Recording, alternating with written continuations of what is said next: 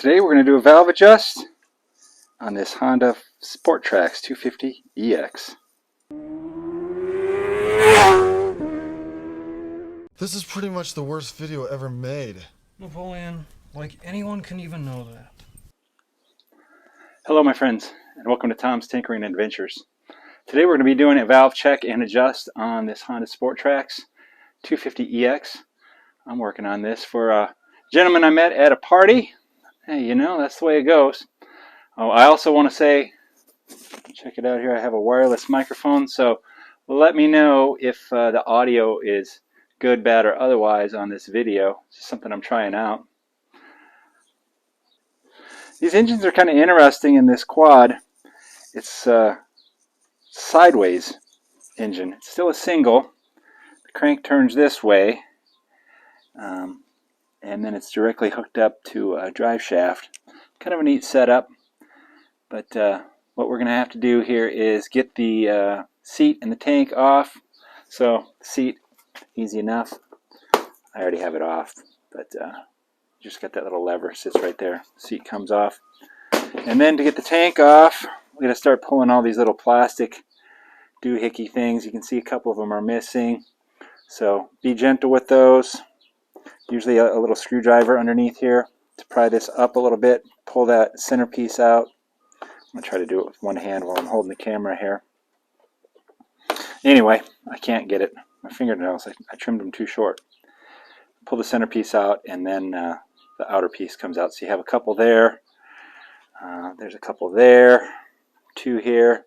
Two up there. I'll get it all off. I'll show you.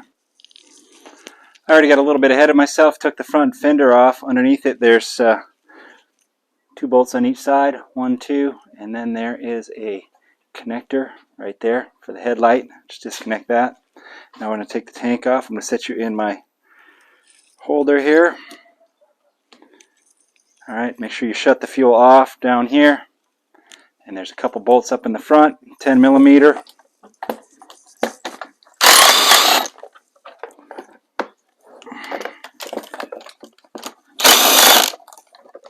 Take those off, and then you got a strap on each side. Well, this side is missing, so I guess we have a strap on one side. And disconnect the fuel line, and then take the tank off. There you go. One thing I forgot to let you all know, you have to take off this fuel selector. There's a Phillips screw inside of there. You have to take that off before you can take this tank off. And this is a reason why you just do regular checks. If you look at that fuel line, it was cracked. I smelled a little bit of fuel. I wasn't sure where it was coming from. Well, there you go. As soon as I lifted that tank up, that fuel line broke. So doing regular maintenance, you'll find things like that, and you can fix them. Okay, I've never done this job before, so I'm learning as I go. There's two more of these little push pin things you take out. I've already done this, so that's why it's going so smoothly. And then this piece comes back, this rubber piece comes back. Then you have to take out these two bolts right here and remove this cross brace. And now this upper cover is going to come off. There's our fuel line we need to replace. Don't forget that, please. And there we have our valve inspection caps right here. Intake and exhaust. And it looks like they have never been touched. So I'm going to grab, what is that, probably a 19 or a 17, and we'll break those loose right now. Okay, I cleaned the area up a little bit before I took those off. Always a good idea. Okay, so there's our intake valve. There's our exhaust valve. This is a very simple engine, one valve per cylinder.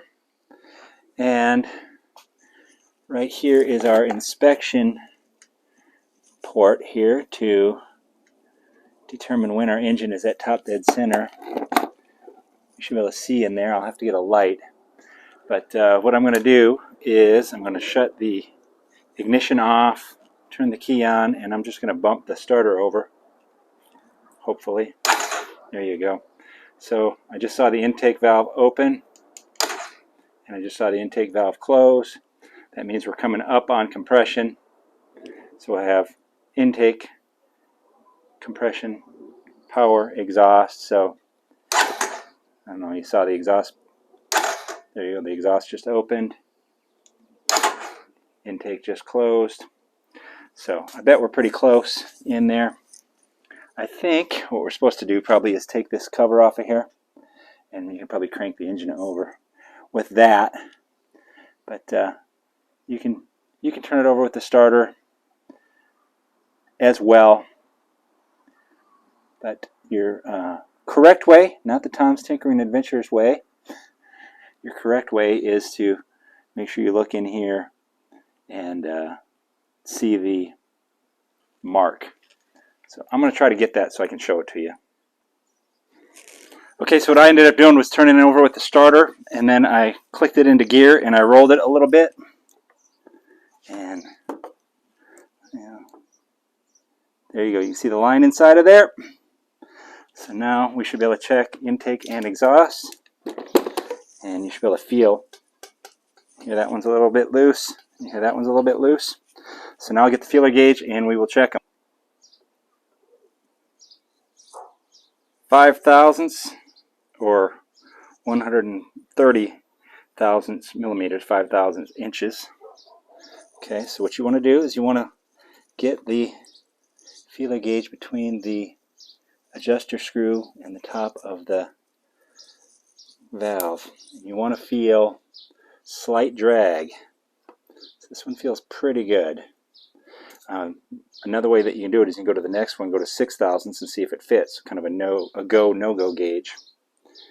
Okay, and the exhaust is the same according to what I've been reading. I just found this on an ATV forum. Okay, that one actually feels pretty good too. So I'm going to see if I can get the 6 thousandths underneath or not. So I'm able to get the 7 thousandths in here, even though the 5 felt okay. The 7 is also feeling okay, so we are going to adjust these. So what you're going to need is a 10 millimeter wrench, and I like to use a needle nose pliers for these, but you can use a tiny little wrench as well. I'll show you how to adjust these. Okay, I'm going to try to step around to the other side to keep my head out of this here, and we'll also see how my microphone works. So what you want to do is you want to loosen the lock nut.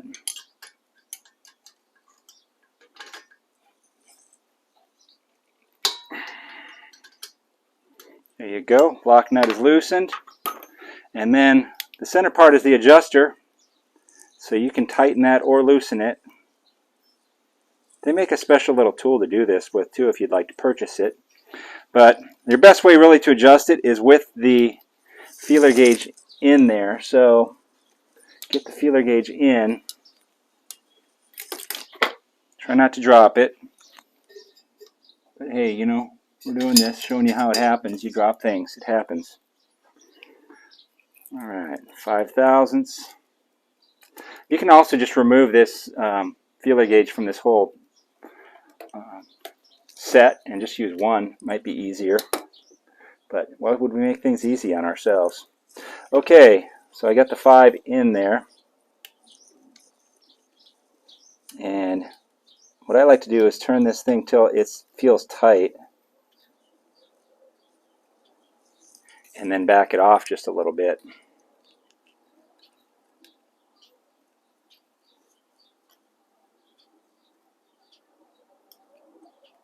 Yeah, that's pretty tight right there. So somewhere right around there. Now the trick is when you tighten these things, sometimes that centerpiece turns. So if you can try to hold it while you tighten the lock nut. Now there is a torque on these. I think it's 17.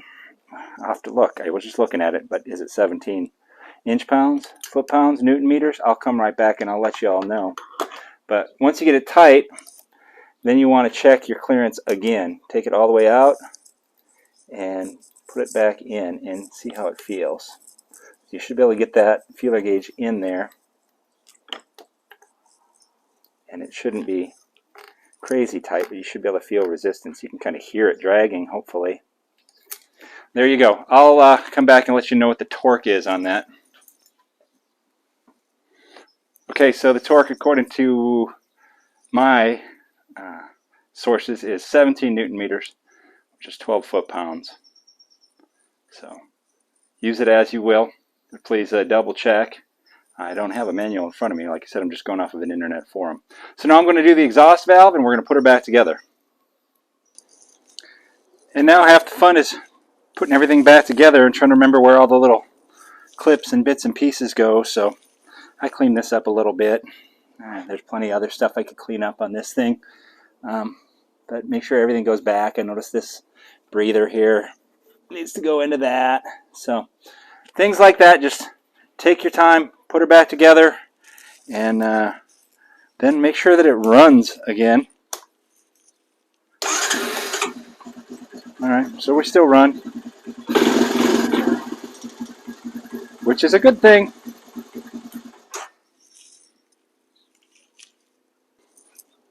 Okay, it's back in one piece, and I don't have any extra fasteners, and the only ones that are missing are the ones that were missing before. I think if you noticed, there was one missing right here underneath the seat, and she runs pretty good. There you go. Honestly, it doesn't run any different than it did before, but that's all right. Like I said, it's always good to get in and check things like that because, you know, we found that leaking fuel line.